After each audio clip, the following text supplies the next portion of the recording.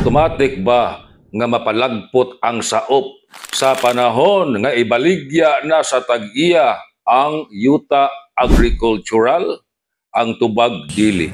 Ubos sa Agricultural Land Reform Code Section 10, 11 o 12, bisan pa man og nabaligya na sa tag-iya ang iyang yuta, dili automatic nga mapalayas ang saop.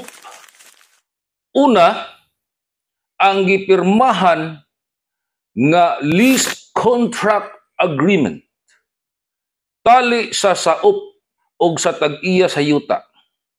Balido kini bisan sa bag-ong tag-iya sa yuta kun wa pa ni expire ang iyang termino. Ikaduha, gumikan kay dunay seguridad sa pagpanaop ang pobre. Dili pwede nga dili siya sanghiran siyang amo kung ibaligya ang yuta. Hibaon gayud siya.